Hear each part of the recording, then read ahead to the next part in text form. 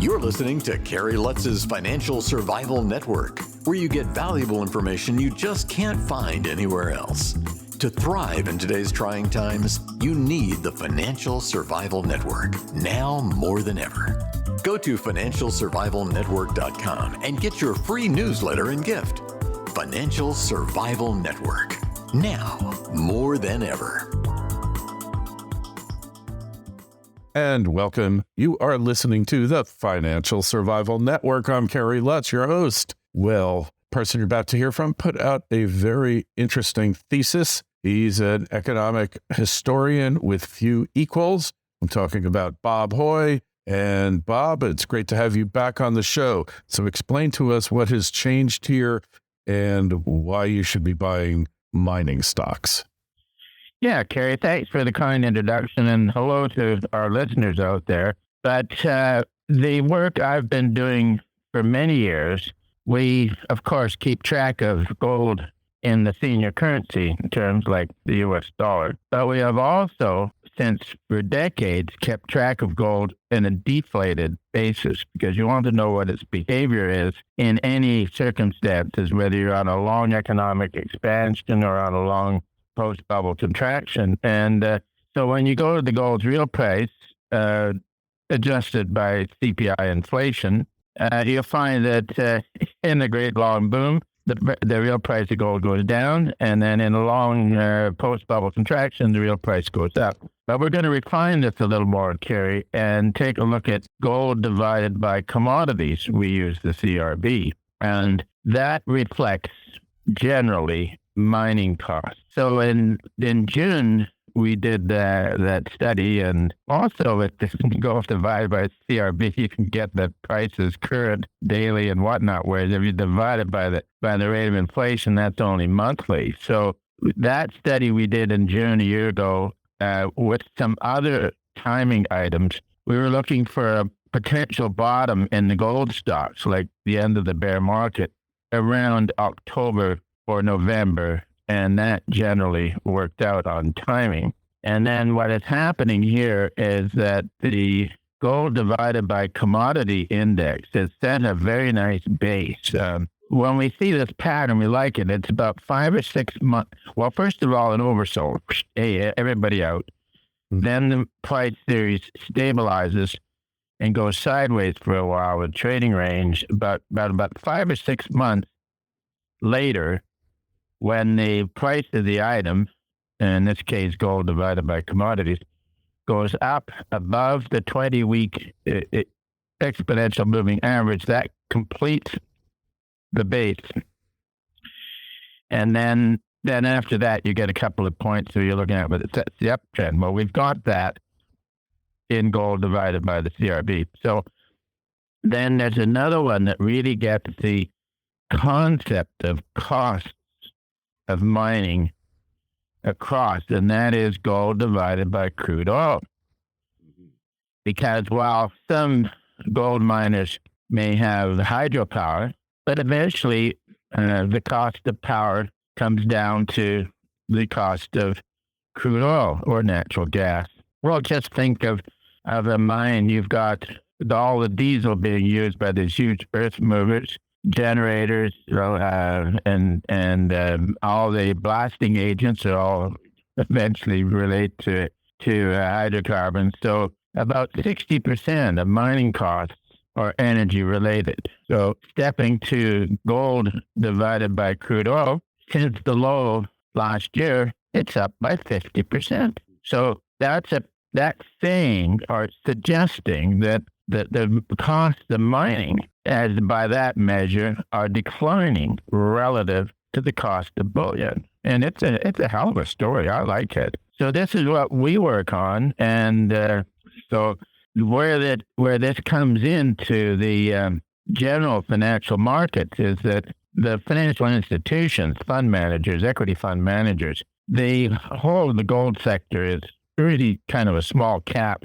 compared to a whole lot of equity sectors out there. So they have a tendency to ignore it. And then also you have your built-in prejudices in the whole system, from central banking to economists and governments and everything else, is to dislike gold. And so you have all of this against it. But take an equity fund manager, and he's always got to have performance. So if you've got, say, 2 quarters with the GDXJ or GDX outperforming the S&P, then your more alert equity fund managers, hey, they got to get in the game whether they like gold or not. So now, Kerry, this is all ahead of us. And so we monitor it. The advice in June was that we could probably have lows for the gold stocks that would end the bear market that started in 2011. That worked out. The advice was to accumulate your favorites, and we've been doing that. And then in any lengthy bull market, the advice is to buy the dips. So it's when we had the long bull market in the S&P, the successful advice was to buy the dips. And now we're in a world where the S&P type stocks are going to be just trading items, and one should use any of the rallies to build liquidity. Whereas in the gold sector, you're going to be buying the dips. I kind of like it. So this is where, and this is not my imagination, Kerry. The same things have happened in the culmination of previous great financial bubbles, whether it was 1929 or 1873. The first huge financial bubble was the South Sea bubble in 1720. Now, each of these have identifying characteristics. And, of course, we couldn't get copper before 1825, but where you could get it, you take the copper's price deflated by the CPI, and what happens in the final year or so of a bubble is copper's real price goes up. So the base metal stocks do well. And ironically, the real price of gold goes down. So the gold stocks underperform or get trashed. And then for gold stocks, you got the problem is that once the stock bubble's over, you get a crash that takes down the gold stocks, which was breathtaking last September, October. I mean, that was an extraordinary crash. But it set up what we need for a lengthy bull market. Now, there's a couple of other characteristics of a bubble and its transition into the contraction. Where's that? The senior currency, now the U.S. dollar, used to be sterling. The senior currency goes up in the post-bubble contraction. And did the senior currency, the dollar, go up? Sure. It soared out in 2014, last fall, and became exceptionally overbought. And then when it was down to a little below 101 recently, it was fairly well oversold. So, but here's the other one, is that one might want to look around for an explanation of how the U.S. dollar could be chronically firm over the next number of years. And in a post-bubble contraction, the contractionary forces are such that the central bank, there will be times when the Fed will not be able to get currency or credit out the window. They just can't. So, one of the best comments on that I've seen was in an editorial in Barron's in July, of all things, 1932, which was the washed out bottom from the first bear market. So the editorial pointed out that every anti-deflationary measure taken by the Federal Reserve System is seen not to be working. And the anti-deflationary measures that the Fed was doing was buying bonds out of the market. And they went on and they bought and they bought and they bought. And, but nonetheless, you had everything coming down, as I said, on that first bear market to July 1932. So the contractionary forces overwhelmed the central bank urge to expand. And so we've got these points. Real copper price goes up in a bubble, then it goes down. We have had this. gold's real price goes down in the financial bubble, if we have this, and actually for the last 2 months, and as I say, the CPI inflation thing comes out monthly, so it's a stupid number to watch, but it's been going sideways, whereas the gold divided by commodities and gold divided by crude oil has been going up, so it's changing. So the world is on the path to yet another post-bubble contraction. And one of the features, Kerry, will be the gold stocks not just going up, but outperforming the S&P. And it's going to be, volatile to get some swings and stuff like that. But one specific illustration is Homestake, which was the premier producer way back when and a pretty well constant rate of production. So in 1929, the Homestake stock underperformed the boom, and then it got whacked in the bust, and I think the low was 8.8. But in 1930, 31, you could have bought the stock for $9 a share. And then at the end of 1932, the Homestake stock was up about 130% when the S&P had been devastated. Now, the Homestake earnings were up something like 130%. And guess what the price of gold was doing? Well, it was fixed at $20.67 an ounce.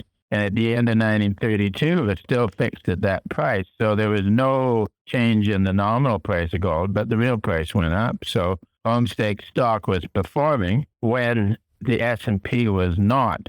And so we take this a little further. And in 1933, of course, Roosevelt came in to office in March. And in March, he started fiddling around with the price of gold. And they got it up to $35 an ounce. And that then reinforced what Mother Nature was doing anyways. She was moving up the real price of gold, so that Homestake stock eventually got up to a $65 level on a $9 purchase. But in those days, gold miners dividended everything out. So, and they were paying $4 a share dividend on a $9 purchase. So the amount of money to be made in a post-bubble deflation by the gold stocks has been outstanding. So, and that, I think, most of it is all ahead of us, Kerry. So you think, how high can these things go? Don't just survive, thrive. The Financial Survival Network. Osino Resources is a Ross Beatty-backed gold exploration company in mining-friendly Namibia. Osino's district-scale land package is situated near 2 producing gold mines, one of which Osino's management team previously developed and sold to B2 Gold. Osino's founders and management are experienced mining professionals who have already successfully developed and sold 2 companies in the past 7 years. Osino has an excellent shareholder base with Ross Beatty owning 20%, insiders 5%, and Resource Capital Funds 8%. This is an exploration company with drills turning that you'll definitely want to pay attention to. Osino trades in New York under the ticker OSIIF and in Toronto under the ticker OSI. To learn more, go to osinoresources.com. That's osinoresources.com. This is the Financial Survival Network. The information you need to thrive. Now more than ever. On high. Well, back on previous post-bubble contractions, when London was the financial center and sterling was the senior currency, I deflated all the numbers, and you get some curious things going on. And each, I think on 3 post-bubble depressions, gold's price in sterling went up by 1.61 times. And it did it 3 times. I mean, how can volatile financial markets out there replicate so closely? So on annual average numbers, the real price went up by 1.6 or 1.7 times. So it's really easy to come out with a number within an annual average and say that gold's real price is going to double. And that then would have the magic on earnings. Right. So, so then you come back to, you're no longer pushing the story that golds are going to go up because the dollar is going to crash and gold's going to go to $10,000 and you buy the gold shares. And that That is the old speculation in foreign exchange markets. Instead, the news story is that earnings are going to be going up, and you buy the stock as an investment in a stream of rising earnings. And I really like the story. So one would then say, well, what about the exploration stocks where you don't have any earnings?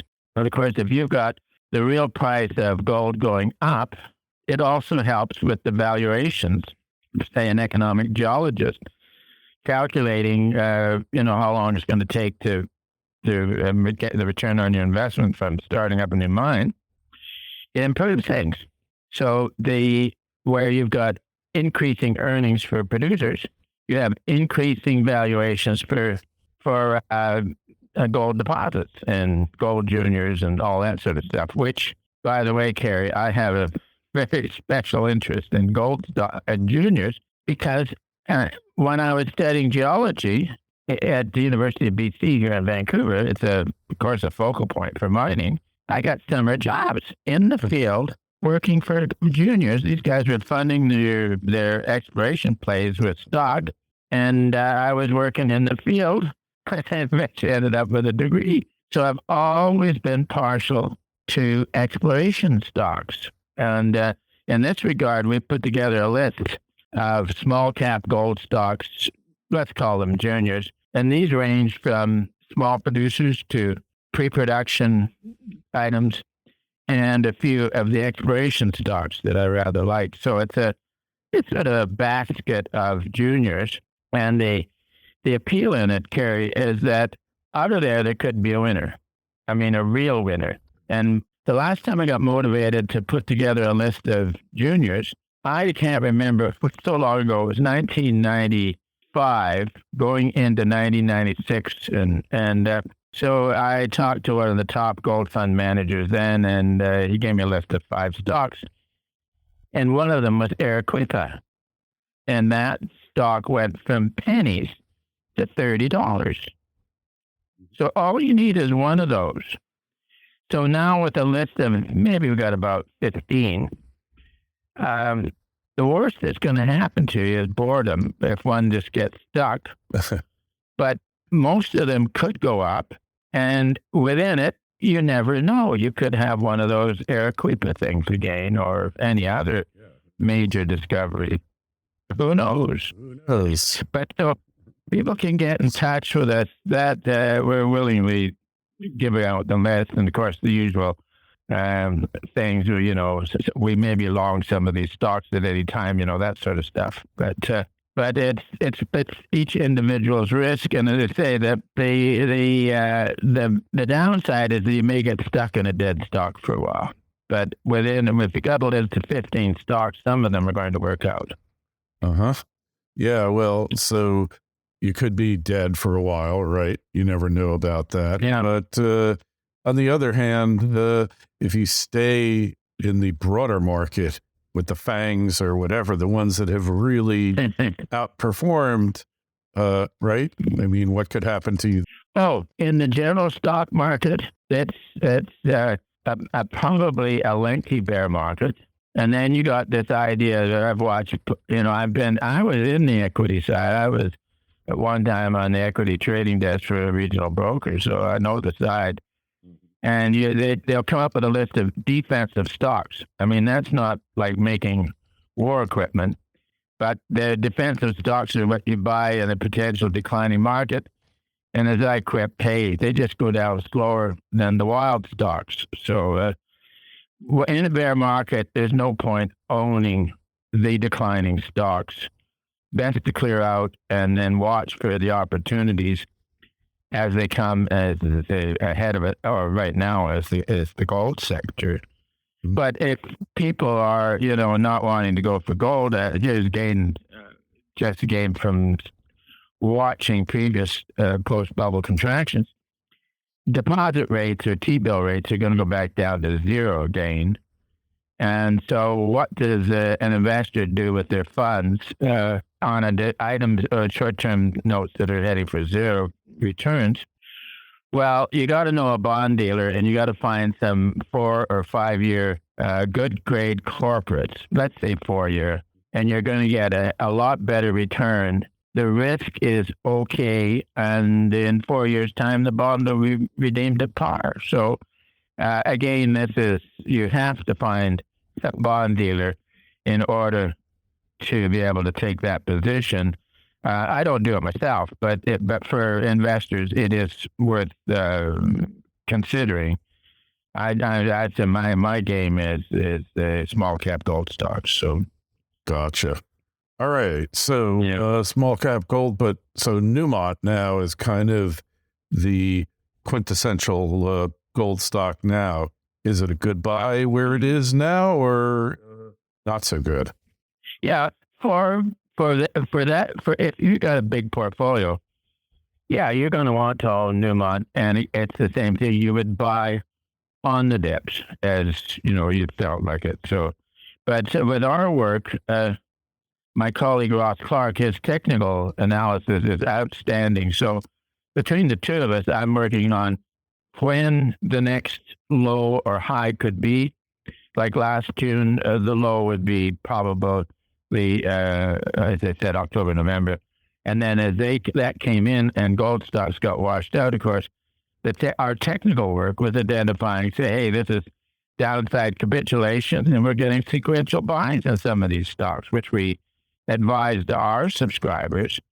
So between having a method that looks for turns ahead, with our technical work, when we get to where the turn would be, and things are, let's go back to last October, things are oversold, then you got the buy and you have the confidence to accumulate in a frightful market. Right. Yeah, well, that's what it comes down to, right? Having the ability to go against the trend, and to the nerve, right? yeah. Mm-hmm. You need the backup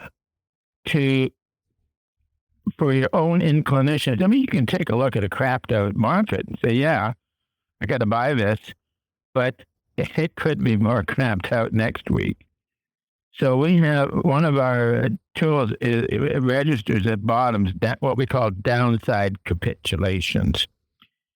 And when you get one of those, you say, okay, we're virtually there.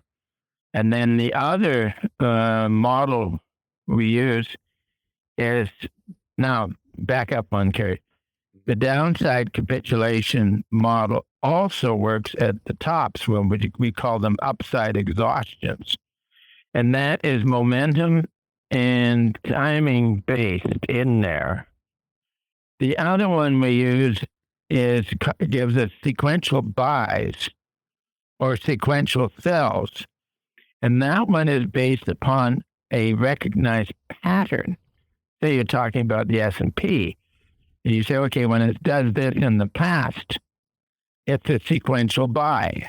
And so we're getting that pattern now. So happiness for us is when we've got, say at a low, a downside capitulation on momentum. At the same time, you're getting a sequential buy on pattern. It's two different methods. And I love the system. And of course, our subscribers have the benefit of these two systems, one momentum and the other pattern. And it gives you the comfort to move at lows or at highs. I gotcha. Oh, in any item, whether it's stocks, bonds, commodities, currencies, you just plug it in. So, and of course, that's what gave us the sell on the DX on the dollar index at 114.75.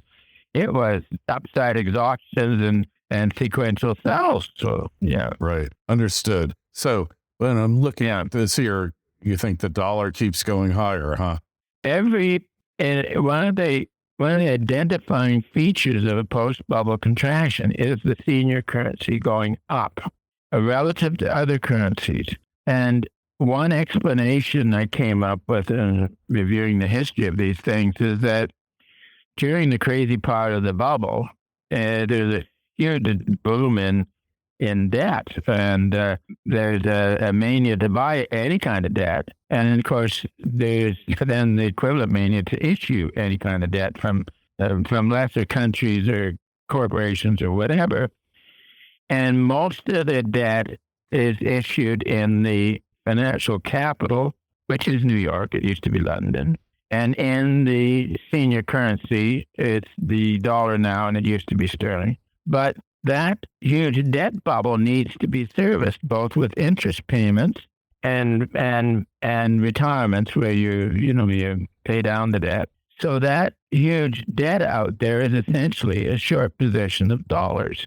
The person who's servicing the debt, whether it's Bolivia or some country or some other country or a corporation, they have to sell a product in order to get a U.S. dollar, in order to meet their interest payments or to pay down a bond as it matures. So this then, the debt bubble is actually a huge short position of dollars. Right. Gotcha. Yeah. Okay. Yeah. All right. So it's the ultimate short. It is the biggest of the big shorts, and that's what we're seeing here, huh? Yeah. The debt bubble is a short position in dollars. And then, of course, when you're in a deflationary condition, there are times when the central banker can't get the currency or credit out. It's like a pub with no beer, no party at all. Yeah. Yeah. So that's ahead of us, Kerry. Well, it started, and the more dramatic parts of it are ahead of us. In this case, let's look at seasonals. We all know the old sell in May and go away. Well, this year could be sell in March and go away. Who knows?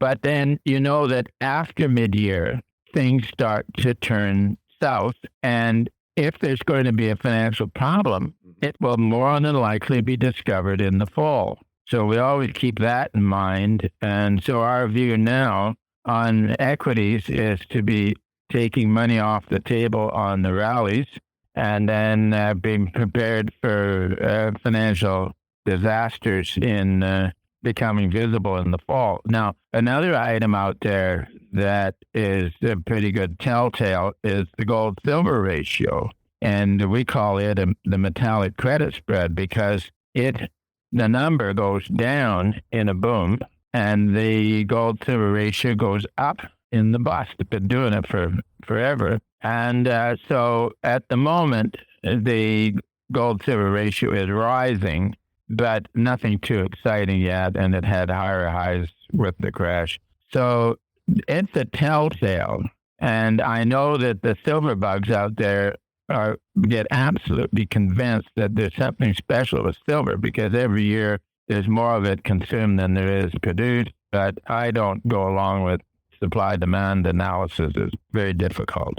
And here's where our work on the gold-silver ratio has been very helpful, as we flip it and do the silver-gold ratio, because in any bull market for gold and silver will always outperform gold.